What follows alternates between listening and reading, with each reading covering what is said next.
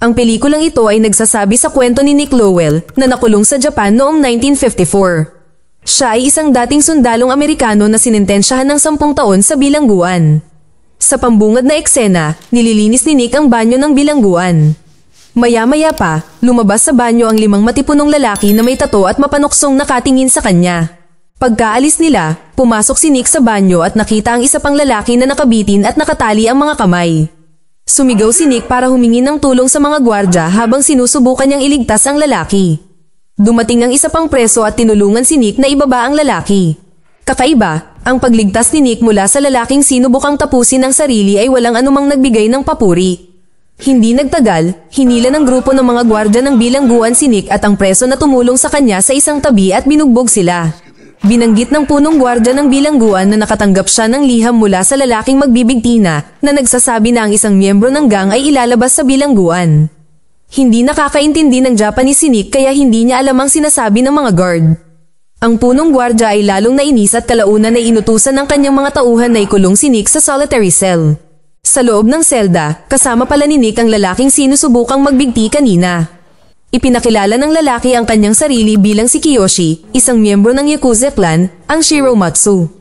Pagkatapos ay humingi si Kiyoshi ng tulong kay Nick at sinabi sa kanya ang tungkol sa isang planong pagtakas. Plano ni Kiyoshi na magpeke ng pagtatangkang magpakamatay para ipadala siya ng mga gwardya sa ospital. Sa ospital, darating ang isang miyembro ng Shiromatsu upang tulungang makatakas si Kiyoshi. Bilang kapalit sa tulong na ito, ipinangako ni Kiyoshi na kung makakatakas si Nick, tutulungan siya ng kanyang mga kapatid sa Shiromatsu sa hinaharap. Nakatakda na ang plano. Habang nagmimina ang mga bilanggo sa paligid ng bilangguan, nakahanap si Nick ng isang bato. Nang maglaon, hinasa niya ang bato upang magamit ito ni Kiyoshi para sa kanyang plano. Pagkalipas ng ilang araw, pagbalik sa solitary cell, naghanda si Kiyoshi na saksakin ang sarili gamit ang matalas na bato at hiniling kay Nick na tiyaking makakaligtas siya at tumawag ng mga gwardya upang iligtas siya. Maayos ang naging takbo ng plano at nang makita ang kalagayan ni Kiyoshi, nataranta ang mga gwardya at itinaas ang alarma.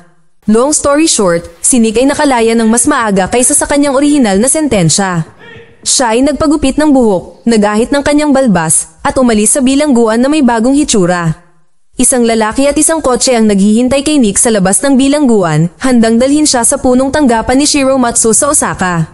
Sa pagdating, si Nick ay tinanggap at pinasalamatan sa kanyang tulong ng mga opisyal ng Shiromatsu clan. Ang isa sa mga pinuno ng Shiromatsu ay nag-alok sa kanya ng trabaho sa pakikitungo sa isang Amerikano. Pumayag si Nick na kunin ang trabaho. Nang gabing iyon, pagkatapos bigyan ng isang miyembro ni Shiromatsu si Nick ng pera para magrenta ng hotel, pumunta si Nick sa isang lugar ng pagsusugal at isang bar. Sa bar, nakilala ni Nick ang isang magandang Japanese na babae na agad na nakakuha ng kanyang atensyon, kaya't binigyan niya ito ng tip. Kinabukasan, dinala ni Kiyoshi si Nick sa isang pabrika upang makilala ang isang Amerikanong nagngangalang Anthony Panetti. Ang trabaho ni Nick ay makipag-ayos kay Panetti tungkol sa kanyang pagawaan ng metal at negosyo, dahil dati niyang tinanggihan ang panukala ni Shiromatsu. Nakatanggap si Panetti ng alok sa negosasyon mula sa isa pang angkan ng gang, si Shizuo mula sa Kobe, gamit ang isang Amerikanong negosyador. Hindi tinatanggap ni Panetti ang pagdating ni Nick. Sa halip, pinupuna niya ang kultura ng Hapon at ang Yakuza, na nilinaw na hindi niya ibebenta ang metal ng pabrika sa mas mababang presyo kaysa sa inaalok ng Shiromatsu. Napagtanto ni Nick na ang mga salita lamang ay hindi gagawing maayos ang negosasyon, kaya kumuha siya ng makinilya at binasag ang ulo ni Panetti, na pinilit siyang tumahimik at sumang-ayon sa panukala ng Shiromatsu. Matapos ang matagumpay na pagkumpleto ng kanyang unang trabaho, dinala ng mga opisyal ni Shiromatsu si Nick sa isang bar, kasama si Kiyoshi. Gayunpaman, habang sila ay umiinom, ang angkan ng Shizuo ay nagpakita upang harapin sila tungkol sa kanilang ginawa kay Panetti. Ang isang miyembro ng Shizuo clan ay patuloy na pinupukaw si Nick hanggang sa mag-alab ang kanyang galit at binasag niya ang isang bote sa kanyang ulo. Mabilis na kumilos ang mga miyembro ng Shiromatsu, tinutukan ng baril ang Shizuo, na pagkatapos ay nagpasya na talikuran ng kanilang layunin na ipaghiganti ang mga aksyon ni Nick at umalis sa bar. Ang pag-uugali ni Nick sa bar ay nakakuha ng atensyon ni Shiromatsu na nakakuha rin ng pabor ni Kiyoshi. Pagkatapos ay binigyan ni Kiyoshi si Nick ng isang marangyang apartment at ipinahayag ang kanyang pagpayag na sumali sa Shiromatsu Yakuza clan. Kalaunan ay inanyayahan ni Kiyoshi si Nick na tapusin ang isang trabaho sa isa sa kanilang mga bar kung saan sinusubukan ng may-ari na pumalit sa Shiromatsu.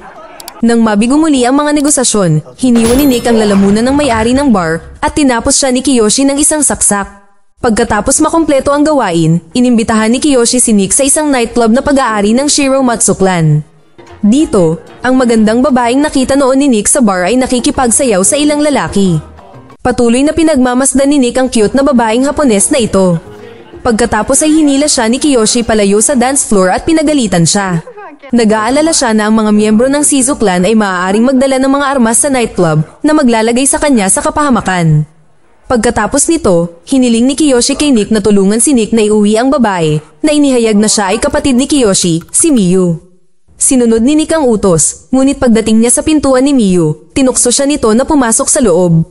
Pagkatapos ng mainit na bakbakan, napansin ni Nick ang tato ng Yakuza sa likod ni Miyu. Kinabukasan, nagbago ang mga pangyayari ng tawagan ni Kiyoshi si Nick para sa isang bagong assignment. Hiniling niya sa kanya na bumili ng mga armas mula sa isang sundalong Amerikano para sa misyon.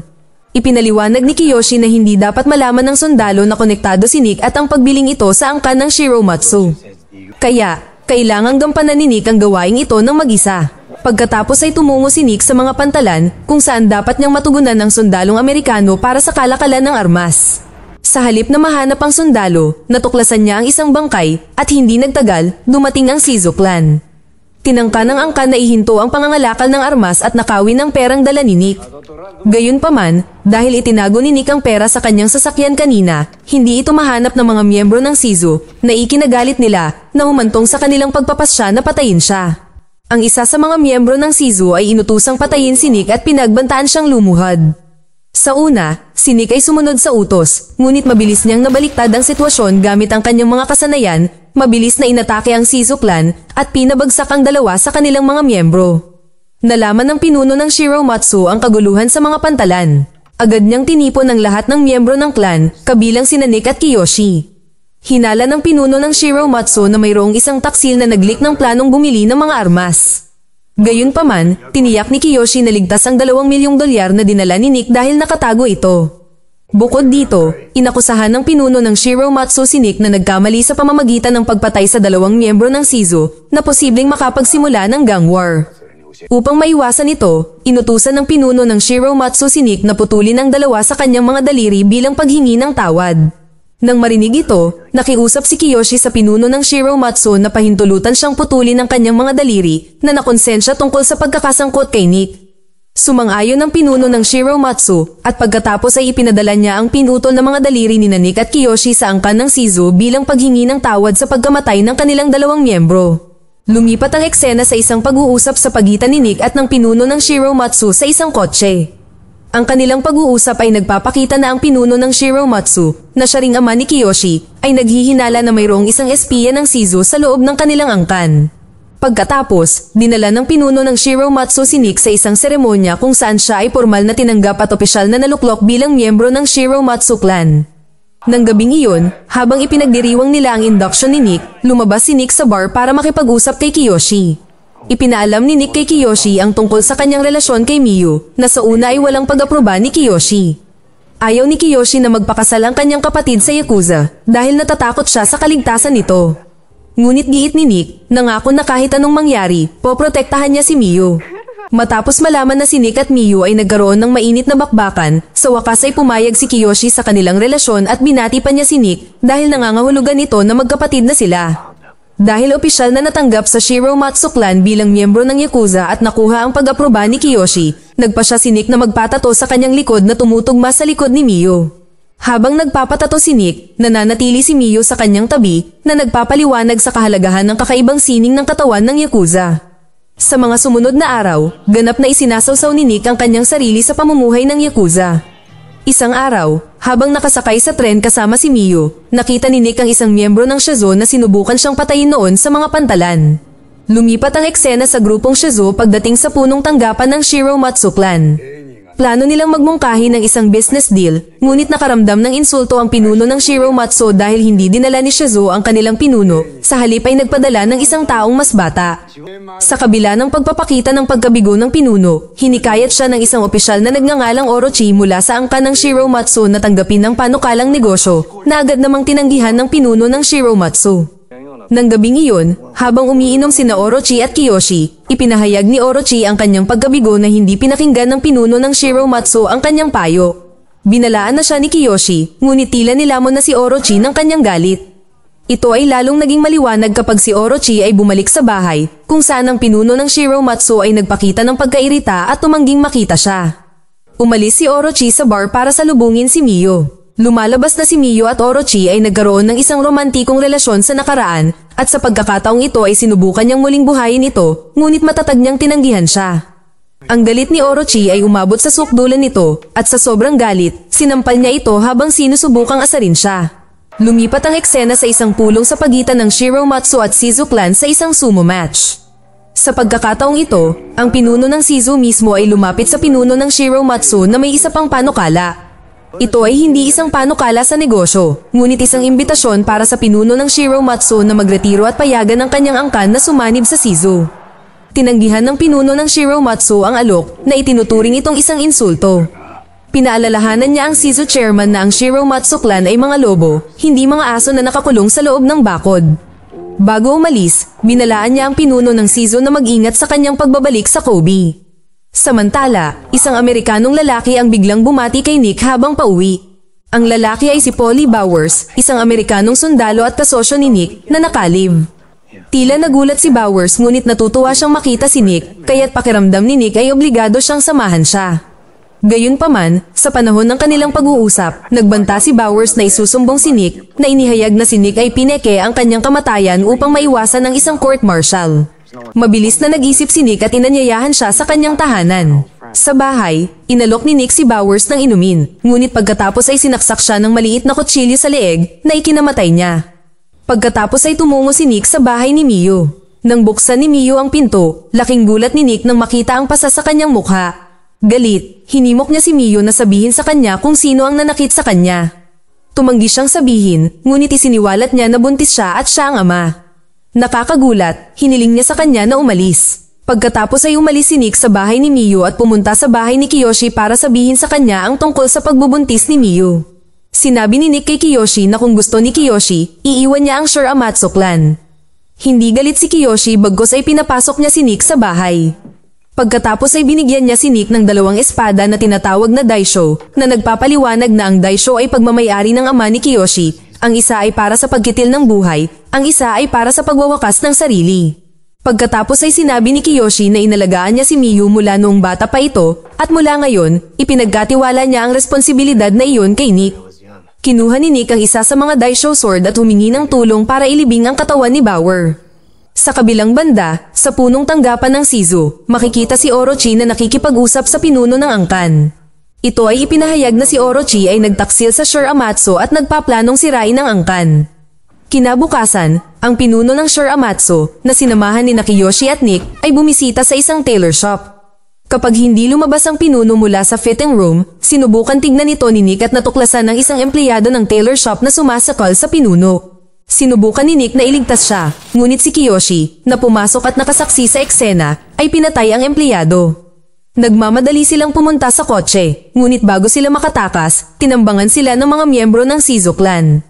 Lumaban sina Nick at Kiyoshi habang sinusubukang protektahan ang pinuno. Sa panahon ng sagupaan, binaril at pinatay ng isang miyembro ng Shizu clan si Kiyoshi. Si Nick at ang pinuno ay namamahala upang makatakas at bumalik sa kanilang base kung saan tinitipon nila ang lahat ng natitirang miyembro ng clan. Ibinunyag ng pinuno na may mga miyembro ng Shizu clan sa kotse na nag-escort sa kanila sa tailor shop na nagpapahiwatig ng isang taksil sa loob ng Shiramatsu clan. Nagpasya silang maghiganti at magdeklara ng digmaan sa angkan ng Shizu. Samantala, nang ipaalam ni Nick kay Miyu ang pagkamatay ni Kiyoshi, nagsimula siyang mawala sa sarili. Si Nick at ang natitirang mga miyembro ng Shiramatsu ay nagsimulang patumbahin ang mga miyembro ng Shizu clan. Matapos matagumpay na takutin ni Nick ang isang mataas na pinuno ng Shizu, tila ang Shiramatsu ay nasa bingit ng pagwawagi sa digmaan. Gayunpaman, ang pinuno ng Shizu ay nagpadala ng isang batang lalaki sa punong tanggapan ng Shiramatsu na may mensahe upang wakasan ang digmaan. Inaanyayahan niya ang Shiramatsu clan na lumaban sa isang neutral na lugar na walang armas. Sumang-ayon ang pinuno ng Shiramatsu at ipinadala si Nick at ang iba pang miyembro ng clan sa pantalan upang simulan ang labanan. Nakapagtataka, dumating ang chairman ng Shizu kasama si Orochi na umamin sa pagtataksil sa Shiramatsu. Ang pinuno ng Shiramatsu, na itinuring si Orochi na parang sarili niyang anak, ay pinatawad siya at lumapit, hinihiling sa kanya na bumalik sa Shiramatsu bago pa maging huli ang lahat. Habang magkayakap sila, sinaksak ni Orochi ang pinuno ng Sure Amatsu hanggang sa mamatay. Ang mga miyembro ng Sure Amatsu na napapalibutan ng mga sandata ay hindi nakikialam at maaari lamang silang manood ng walang magawa. Pagkatapos ay ipinahayag ni Orochi na ang Sure Amatsu clan ay tapos na at nag-aalok ng kanyang buhay kung iiwan ni Nick si Miyu. Tinanggihan ni Nick ang alok ni Orochi at naghanda sa pag-atake, ngunit binaril siya ng isang sniper sa binti. Samantala, ni-raid at sinunog ng mga pulis ang himpilan ng Sure Amatsu. Nang gabing iyon, pumasok si Nick sa bahay ni Miyu na binabantayan ng angkan ng Shizu na nagbabalak na ilayo siya. Pagkatapos ay tumungo siya sa punong tanggapan ng Shizu dala ang espadang Daisho na ibinigay sa kanya ni Kyoshi, matapang na humihingi ng pahintulot mula sa angkan ng Shizu na patayin si Orochi. Matapos harapin si Nick, ibinato ni Orochi ang espada ng Daisho sa kanya na nagsasabi na hindi niya lalabanan si Nick dahil isa lang siyang tagalabas at hindi magiging bahagi ng Yakuza. Sa isang mabilis na pagdalaw, tinapos ni Nick si Orochi gamit ang kanyang espada. Sa hindi inaasahang pagkakataon, pinigilan ng pinuno ng Shizu clan ang isa pang miyembro na babarilin na sana si Nick. Sa halip, sinabihan niya si Nick na umuwi dahil naipaghiganti na niya ang pinuno ng Sure Amatsu sa pamamagitan ng pagpatay kay Orochi. Si Nick ay sumunod at umalis sa Shizu headquarters. Nagtatapos ang pelikula sa pagdating ng tagalabas sa apartment kung saan niya itinago si Miyu. Niyakap niya ito ng mahigpit at ang isa pang Sure Amatsu Yakuza na nagbabantay sa apartment ay yumuko kay Nick na nagpapahiwatig na maaaring siya na ang susunod na pinuno ng Sure Amatsu clan. Mag-subscribe para sa higit pang mga video na tulad nito, i-on ang notification at mag-iwan ng like para matulungan ang aming channel. Salamat sa panunood.